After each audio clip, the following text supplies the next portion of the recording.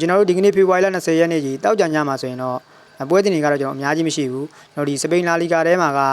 ဘီဘာအောင်နဲ့အချီပွဲတစ်ပွဲရှိမယ်နောက်ကျွန်တော်ဒီစီးရီးထဲမှာဆိုရင်လည်းဆက်ဆူအိုလိုနဲ့ဝီရိုနာပွဲရှိမယ်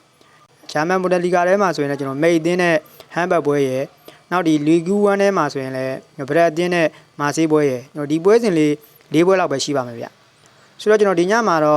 ့ဒီပွဲစဉ်လေးကျွန်တော်၄ပွဲစလုံးကိုပဲထုံးစံတိုင်းလိုတိုရှင်းလေးရွေးချယ်ပေးသွားပါမယ်ဒီခုမှအောင်ဆုံးကျွန်တော်ဒီစပိန်လာလီဂါပွဲစဉ်တစ်ပွဲဖြစ်တဲ့ဘီဘာအောင်နဲ့အချီပွဲဒီပွဲကတော့ကျွန်တော်ည2နာရီမှာကစားကြမဲ့ပွဲဖြစ်တယ်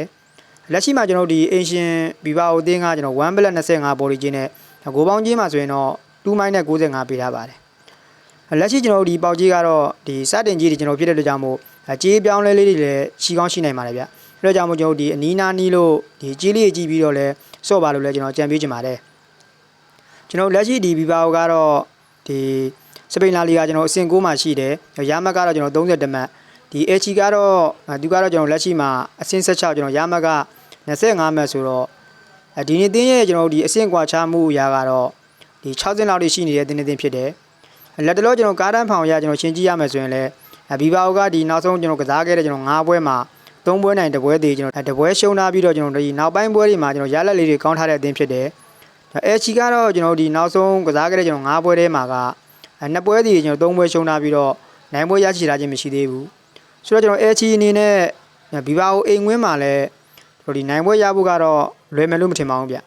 သူ့အနေနဲ့ကျွန်တော်ဒီပွဲမှာအမြင့်ဆုံးအသေးလောက်ပဲမျှော်လင့်လို့ရတဲ့ကြောင့်မို့ကျွန်တော်ကတော့ဒီပွဲမှာအင်ရှင်ဘီဘာအိုအသင်းကပဲဒီတလုံးအသာလောက်နဲ့ကျွန်တော်ကတ်နိုင်သွားလိမ့်မယ်လို့ထင်ပါတယ်ဒါကြောင့်ကျွန်တော်ကတော့ဒီပွဲမှာအင်ရှင်ဘီဘာအိုအသင်းကိုပဲရွေးချယ်ပေးချင်ပါတယ်ဗျကျွန်တော်ဒီဂိုးပေါင်းကြီး2မိုင်းနဲ့55ပေးထားဆိုတော့ကျွန်တော်ဒီပွဲမှာဂိုးပေါင်းကတော့9ယောက်ကိုပဲကြိုက်ပါတယ်ဗျဒီပွဲမှာကျွန်တော်ဘီဘာအိုအသင်းကပဲ1C 2C ဒါမှမဟုတ်1-1ဆိုတဲ့ရလတ်မျိုးကြီးလာပဲကျွန်တော်ထပ်ပေါ်သွားလိမ့်မယ်လို့ထင်ပါတယ်ဒါကြောင့်ကျွန်တော်ဒီပွဲကိုတော့9အောင်နဲ့ဒီအသင်းကတော့အင်ရှင်ဘီဘာအိုအသင်းကိုပဲရွေးချယ်ပေးချင်ပါတယ်နောက်ကျွန်တော်ဒီစီရီးတွေကဒီဆက်ဆူအိုလိုနဲ့ဗီရိုနာပွဲဒီပွဲကလည်းကျွန်တော်ည2:15မှာကစားကြမဲ့ပွဲဖြစ်တယ်ပေါက်ကြီးကတော့ဒီခုမနက်ခင်းကျွန်တော်စတင်ကြီးမှာကျွန်တော်ဆက်ဆူအိုလိုက1ဘလက်80နဲ့ကျွန်တော်ဂိုးပေါင်းကြီးမှာဆိုရင်တော့2မိုင်းနဲ့40ပေးထားတာကိုတွေ့ရတယ်သူတို့နှစ်သင်းကလည်းပဲကျွန်တော်လက်ရှိဒီဇီယာရက်တမှုကတော့တော်တော်လေးကွာပါတယ်ဆက်ဆူအိုလိုကကျွန်တော်လက်ရှိမှာတော့အဆင့်30မှာရှိတယ်ဘီရိုနာကတော့ဒီဇီယာအောက်ဆုံးမှာရှိနေတဲ့အသင်းဖြစ်ပါတယ်ဆိုတော့ကျွန်တော်လက်ရှိဒီဘီရိုနာအသင်းကလည်းကျွန်တော်ဒီအပေါ်ကအဲချီအသင်းလိုပဲကျွန်တော်နောက်ဆုံး9ပွဲဆက်နိုင်ပွဲမရှိတာသေးဘူး2ပွဲတည်နေကျွန်တော်3ပွဲရှုံးထားတယ်ဒီဆက်စီဝိုလိုအသင်းကလည်းကျွန်တော်ဒီအပေါ်ကဘီဘာအိုလိုအသင်းလိုပါပဲကျွန်တော်တိတ်မကွာပါဘူးနောက်ဆုံးကျွန်တော်9ပွဲမှာဆိုရင်လည်းကျွန်တော်3ပွဲနိုင်ထားပြီးတော့2ပွဲရှုံးထားတဲ့အသင်းဖြစ်တယ်ဒီပွဲမှာကျွန်တော်ထူးခြားတာတစ်ခုကကျွန်တော်အပေါ်ကကျွန်တော်ဘီဘာအိုပွဲမှာတော့ဘီဘာအိုအသင်းကကျွန်တော်အိမ်ပွဲမှာ1ဘလက်25ပေးထားပြီးတော့ဒီဆက်စီဝိုလိုကြတော့ဘာလို့ကျွန်တော်ဒီပွဲမှာ1ဘလက်80ပေးထားလဲဆိုတော့ဒီဟာကတော့ကျွန်တော်တစ်ချက်စဉ်းစားကြရပဲဗျအမှန်ဆိုရင်ဆက်ဆူလိုနေနဲ့ကျွန်တော်အိမ်ဝင်းမှာ1ဘလက်20ကျွန်တော်1ဘလက်30လောက်ကျွန်တော်ပေးလို့ရတဲ့ကြေးမှာဒီ1ဘလက်80ဆိုတဲ့ကြေးကတော့ကျွန်တော်ကြေးပြော့တယ်လို့ကျွန်တော်ကတော့ယူဆထားတဲ့အတွက်ကြောင့်မို့ကျွန်တော်ကတော့ဒီပွဲမှာဒီဆက်ဆူလိုအသင်းကိုသိမကြိုက်ဘူးဗ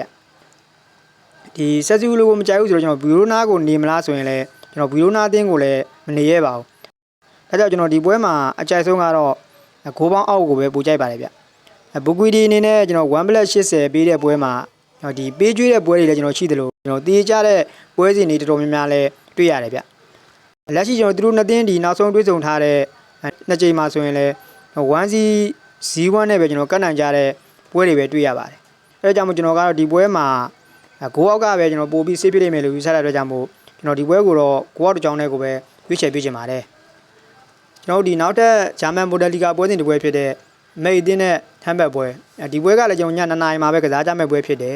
ကျွန်တော်လက်ရှိမှာဒီအင်ရှင်အသင်းကကျွန်တော် level 90ရှုံးပေးထားပြီးတော့ကျွန်တော်ဂိုးပေါင်းချင်းမှာဆိုရင်တော့ကျွန်တော်3 black 90ပေးထားပါတယ်ဒီပွဲမှာကျွန်တော်လက်ရှိဒီကြေးကြောပေးထားတဲ့ကျွန်တော်မိတ်အသင်းကအဆင့်14မှာရှိနေတဲ့အသင်းဖြစ်တယ်ဟမ်ဘတ်ကတော့ကျွန်တော်သူ့အထက်ဒီအဆင့်9မှာရှိနေတဲ့အသင်းဖြစ်ပါတယ်ဆိုတော့ကျွန်တော်ဒီပွဲမှာကအောက်အသင်းကကျွန်တော်အပေါ်အသင်းကိုကြေးပြန်ပေးထားတယ်ဆိုတော့မိတ်အသင်းရဲ့ကျွန်တော်လက်ရှိဒီကားရန်ဖောင်နဲ့ကျွန်တော်အချက်လက်တွေကိုအချက်လောက်ကြည့်လိုက်ရအောင်ဗျအမေအသင်းရဲ့ကျွန်တော်လက်ရှိဒီနောက်ဆုံး9ပွဲမှာက3ပွဲနိုင်ထားပြီးတော့ကျွန်တော်2ပွဲရှုံးထားတယ်ထူးခြားတာတစ်ခုကကျွန်တော်ဒီမိတ်အသင်းအနေနဲ့ဒီနောက်ဆုံးကျွန်တော်ကစားခဲ့တဲ့ကျွန်တော်အိမ်မွေး9ပွဲမှာရှုံးပွဲမရှိထားသေးဘူးတပွဲတည်နဲ့4ပွဲအထိကိုကျွန်တော်နိုင်ထားတာကိုတွေ့ရတယ်ဒါကြောင့်မို့လဲကျွန်တော်ဒီအိမ်ဝင်းဖောင်ကောင်းတယ်လို့ယူဆတဲ့အတွက်ကြောင့်မို့ မိတ်အသင်းကပဲကျွန်တော်ကြေးပြန်ပုံပေးထားတယ်လို့ပြောလို့ရပါတယ်ကျွန်တော်တစ်ဖက်ကဒီဟမ်ဘတ်အသင်းကိုကျွန်တော်ကြည့်ရမယ်ဆိုရင်တော့ဟမ်ဘတ်အသင်းကျွန်တော်လက်ရှိဖောင်ကလည်းမဆိုးဘူးလို့ပြောလို့ရတယ်ဒီနောက်ဆုံးကျွန်တော်9ပွဲထဲမှာဆိုရင်3ပွဲတည်2ပွဲနိုင်တာပြီးတော့ရှုံးပွဲမရှိထားသေးဘူးဆိုတော့ကျွန်တော်တစ်ဖက်ကလည်းအိမ်ဝင်းနောက်ဆုံး9ပွဲသက်ရှုံးပွဲမရှိထားသေးတဲ့အသင်းဟမ်ဘတ်ကလည်းကျွန်တော်ဒီအိမ်ဝင်းဝေးခွင်းနောက်ဆုံးကျွန်တော်9ပွဲသက်ရှုံးပွဲမရှိထားသေးတဲ့အသင်းဖြစ်တယ်ဒီသူတို့နေကျွန်တော်ပထမကြော့တွေးဆုံမှုမှာတော့ကျွန်တော်ဟမ်ဘတ်ကကျွန်တော်အိမ်ဝင်းမှာဖိုးသီးဆိုတဲ့ကျွန်တော်ရလက်နဲ့ဂိုးပြတ်နိုင်ထားတယ်